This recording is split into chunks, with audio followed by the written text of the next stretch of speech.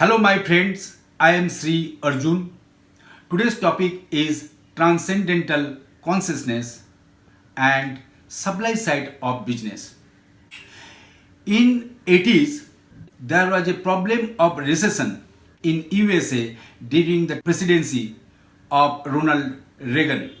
Reagan gave importance to the supply side of economics to create economic movement and jobs. And demand side of economics also works. So there is no problem whether your business is from supply side or demand side.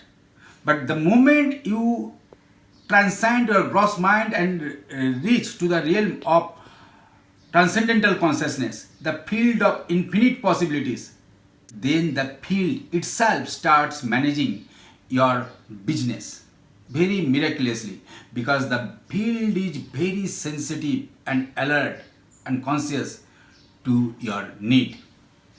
In our workshop, we just train your mind to touch the realm of transcendental consciousness.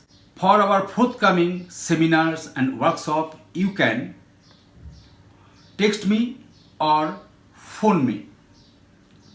My number and the links of my blogs and other social handles given below in the description.